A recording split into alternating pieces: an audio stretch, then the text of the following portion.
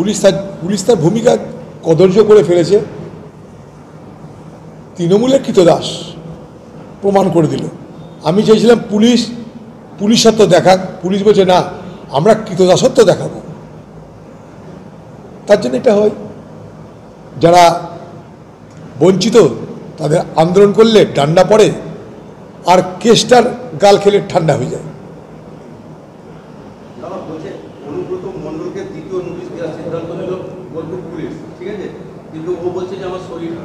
বলবই তো, দিদির ইনস্ট্রাকশনে বলছে, যা হচ্ছে সব দিদির পরামর্শে হচ্ছে। ধরে নিয়ে এসে থানাতে তো ট্রিটমেন্ট করা যায়, ধরে নিয়ে এসে ঘর ধাক্কা দিয়ে ধরে নিয়ে আসা উচিত, এমনি তেমনি না। একটা পুলিশ বলে কোনো কথা না, একটা ব্যক্তির পরিবারকে নিয়ে গালাগালি। এটা চুল্লু খেয়ে উল্লু হয়ে চাকরিদা করলে বাংলা মানুষ মানবে না।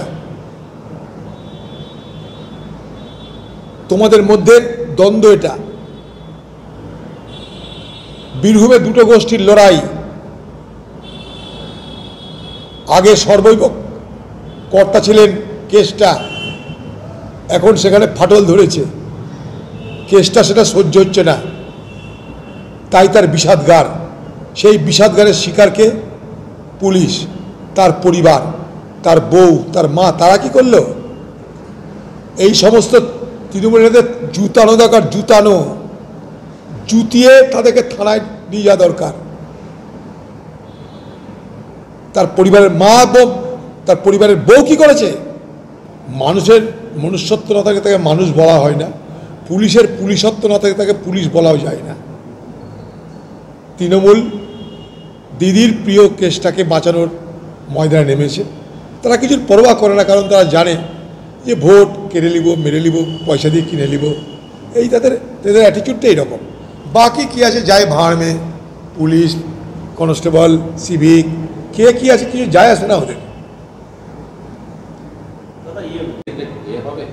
দিদি বলছে তাই সবই ম্যানেজ হবে। বাংলার মুখ্যমন্ত্রী চাইছেন না যে তার প্রিয় কেসটা সে থানায় যাক। কেসটাকে বাঁচানোর সব রকমের চেষ্টা দিদি শুরু করেছে, কারণ কেসটা দিদির খুবই প্রিয় পাত্র। দিদিকে নারকেল মুড়ি খাওয়াই, আরও কী কী খাওয়াই দিদি জানে।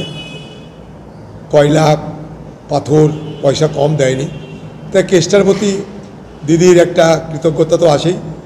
তাই কেসটাকে বাঁচানোর চেষ্টা দিদি করে চলেছে এবং সেটা করবে।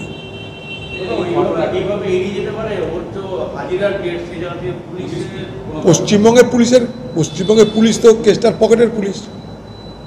কেসটা চিঠি করে দিয়েছে, সেটাই যথেষ্ট।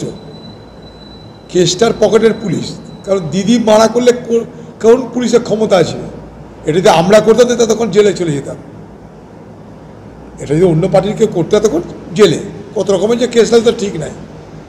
দিদির কেসটা, দিদির প্রিয় কেসটা, তার কোনো কিছুতে যাতে অসুবিধা না হয় দিদি সেটা করে চলবে। বলছে এটা পুচকের ঘটনা।